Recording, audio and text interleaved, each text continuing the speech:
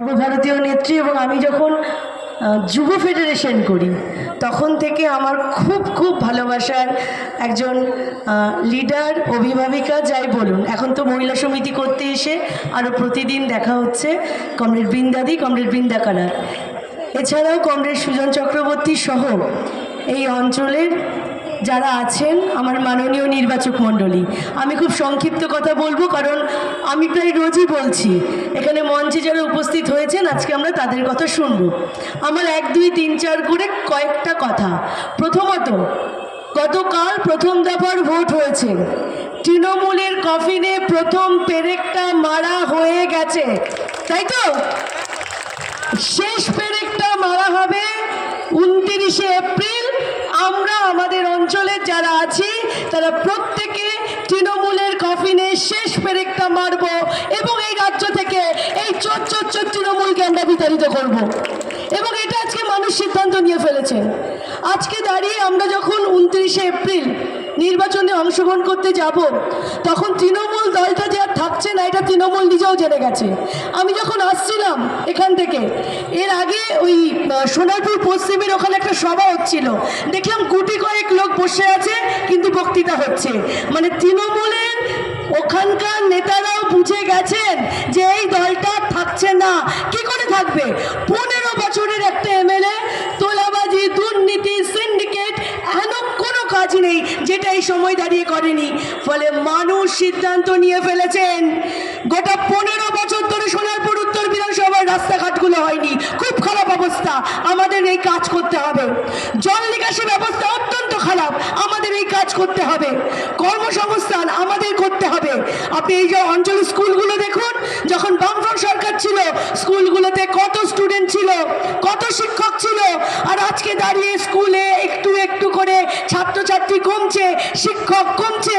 তাহলে এই স্কুলগুলোকে আমাদের আবার প্রাণবন্ত করে তুলতে হবে।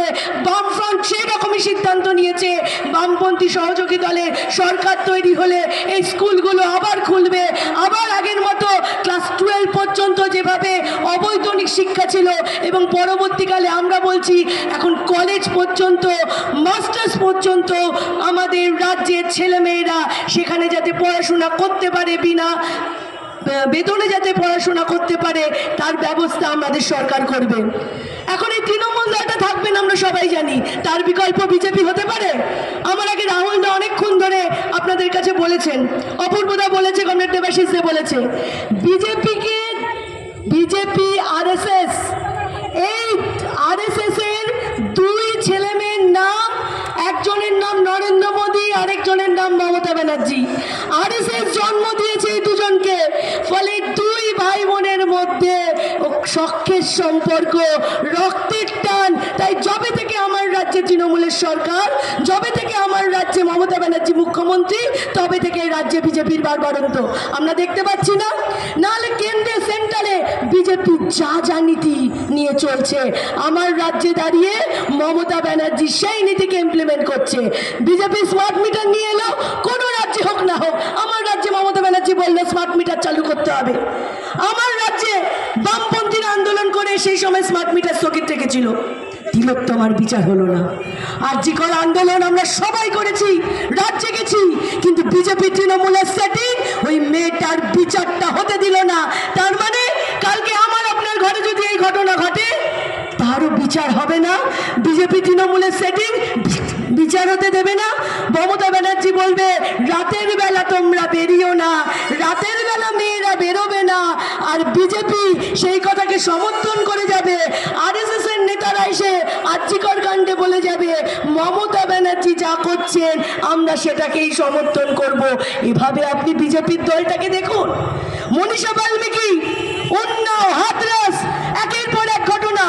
অলিম্পিক জয়ী কুস্তিগির, মহিলা কুস্তিগির সোনা জিতে দেশকে গর্বিত করেছেন, তিনি বিজেপির নেতা দ্বারা নির্যাতিত হচ্ছেন, কিন্তু তারও বিচার হচ্ছে না। ফলে এই বিজেপি আরজি করের বিচার করবে, তিলোত্তমার বিচার করবে। ফলে এই আন্দোলনে আমরা প্রথম থেকে ছিলাম, শেষ তক এই আন্দোলনে আমরা থাকবো। তিলোত্তমা শুধু নয়, গোটা রাজ্যের মেয়েদের জন্য আমাদের লড়াই থাকবে। আমরা বলছি আপনারা যদি কাস্তে হাতুড়ি তারা চিহ্নে ভোট দেন, মহিলাদের নিরাপত্তা আমরা সুরক্ষিত করব। আমরা বলছি আপনারা যদি কাস্তে হাতুড়ি তারা চিহ্নে ভোট দেন, পরিবার পিছু একজন করে স্থায়ী চাকরির ব্যবস্থা করব। অসংখ্য শূন্যপদ, বিজেপি ওদিকে সেন্ট্রাল গভর্নমেন্টে শূন্যপদ, এদিকে আমাদের রাজ্যে শূন্যপদ, পৌরসভাগুলোতে শূন্যপদ, কোনো নিয়োগ হচ্ছে না। আমরা বলছি আপনার ভোট কাস্তে হাতুড়ি তারা চিহ্নে পৌরসভায় নিয়োগ হবে 5 বছরের মধ্যে। রাজ্য সরকারের শূন্যপদ আমরা পূরণ করব। হ্যাঁ, আমরা কথা দিয়ে যাচ্ছি। যারা আমাদের কথা শুনতে পাচ্ছেন তাদের উদ্দেশ্যে বলছি যে আমরা বামপন্থীরা আপনাদের কাছে এই জন্য ভোট চাইছি না। আপনি ভোট দেবেন কেন, আমাকে এমএলএ করবেন কেন? আমি বিধানসভায় গিয়ে আপনাদের অঞ্চলের সমস্যাগুলো তুলে ধরবো, সেই জন্যই তো। আর আপনি যাদেরকে এতদিন ধরে ভোট দিয়েছেন, বিধানসভায় পাঠিয়েছেন, তারা নিজের সম্পত্তির পরিমাণ বাড়িয়েছে। এখানকার এমএলএকে জিজ্ঞেস করুন 2016-তে 2021-এ কত সম্পত্তি ছিল, আর আজকে কত কোটি কোটি টাকার সম্পত্তি। কোথা থেকে এলো এই টাকা? আমার আপনার কাজ না করে সম্পত্তি বাড়াবে, আপনি বিধানসভায় তার জন্য আমাকে পাঠাবেন? আমরা বিধানসভায় গিয়ে আপনাদের অঞ্চলের জন্য কাজ করতে চাই, আপনাদের অঞ্চলের সমস্যাগুলো তুলে ধরতে চাই। গণপরিবহন ব্যবস্থা অত্যন্ত খারাপ, একে রাস্তাঘাট খারাপ, তার উপর শুধু অটো, এবং অটোতে দীর্ঘ লাইন। তারপর এখন গ্যাসের সমস্যা, অটো পাওয়া যায় না। এই গড়িয়া স্টেশন চত্বরে দেখি মানুষ লাইন দিয়ে দাঁড়িয়ে আছেন, অটো নেই। তাহলে গণপরিবহন ব্যবস্থা উন্নত করতে হবে। সোনারপুর উত্তর বিধানসভায় একটা হসপিটাল তৈরি করতে হবে। সোনারপুর উত্তর বিধানসভায় আরো স্কুল খুলতে হবে, নতুন কলেজ করতে হবে। অনেক কাজ করার আছে বন্ধু। আমরা 5 বছরের জন্য সুযোগ চাইছি। আমি আমার কথা বাড়াবো না, কিন্তু যারা আমাদের কথা শুনতে পাচ্ছেন তাদের উদ্দেশ্যে বলছি, আমি 5 বছরের জন্য আপনাদের কাছে কাজ করার সুযোগ চাইছি। 15 বছর দেখলেন, সেই সময় আমরা সতর্ক করেছিলাম তৃণমূল নিয়ে, আপনারা অনেকে বোঝেননি বন্ধু। আর আজকে দাঁড়িয়ে বিজেপি নিয়ে আমরা আবার সতর্ক করছি। পদ্ম ফুলের ডগায় সাপ থাকে, ওই সাপের ছোবল যেন আপনাদের খেতে না হয়, তার জন্য সতর্ক হন। আর আমরা আপনাদের কাছে 5 বছরের জন্য আবার কাজ করার সুযোগ চাইছি। গোটা বাংলা জুড়ে বামপন্থার পুনরুত্থান চলছে, মানুষ লাল ঝান্ডার সাথে থাকছে, লাল ঝান্ডাটাকে কাঁধে করে এগিয়ে যেতে চাইছে। আমরা তার শরিক হতে চাই।